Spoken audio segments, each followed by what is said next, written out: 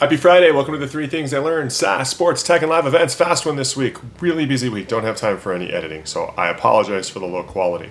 Number 1, a very important one. Cash comp plus stock comp plus applause equals your compensation. Applause matters just as much, if not more, to most people than cash and stock comp. And you only have a finite amount of all three. You give out too much applause, you get applause inflation and nobody cares. You give out too little applause, now the applause you give out really matters. It creates the same emotion as cash and stock comp. It creates envy, it creates jealousy, and it creates toxicity.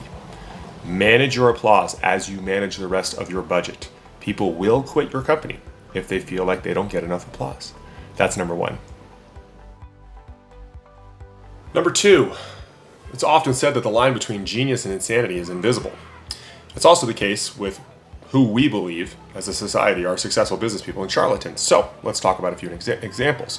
What do Steve Jobs, Phil Knight, Jerry Buss, and Sam Bankman-Fried have in common? All 4 of them lied unequivocally and through their teeth to early partners or investors. Phil Knight, in his own book, lies regularly to the manufacturers that he's using in Japan about the size, scope, and even existence of the business that he has. Steve Jobs lied to just about everybody when he was at Next about the capability of that machine before Apple came calling. And Jerry Buss lied to Jack Kent Cooke about his ability to buy the Forum and the LA Lakers, coming up $3 million short, which he knew he was going to, and not telling Kent Cooke until the absolute last minute. These are all lies. Sam Bankman-Fried might be the worst of all liars. The problem is people really like to follow somebody that they think is a genius because it looks like a sure thing. Now, what they really mean when they say sure thing is the easy thing. So be very careful when you're out there. The line between a charlatan and a successful business person, sometimes it's impossible to see. I had the great blessing last week of flying on a private jet with one of my friends. He owns one. He's a very wildly successful person. He tells everybody the same thing because everybody always asks him for his advice when it comes to investing in business. It's the exact same thing to everybody. There are no shortcuts. That's number 2.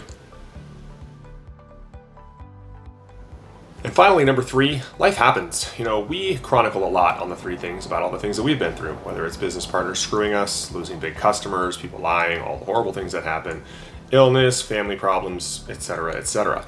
Once your team that you're responsible is over 20 people, there is going to be something that your team is going to be going through at some time. And it's important that that does actually not get left at home and it gets brought into the office, because what we can do when we build a cohesive team is make sure that we have the bandwidth to cover for one another when that happens, because that builds a real team. It builds trust, it builds loyalty, and it builds the kind of team that's going to make it through hard times. When you're budgeting for a job that you believe needs 10 people and it's going to last longer than a couple of months, better budget for 12, because life happens and always will, and it appears on your P&L. Even if you have to add it in your accounting as a life happens line, make sure you have it there. That's it for the 3 things this week. We'll see everybody next week.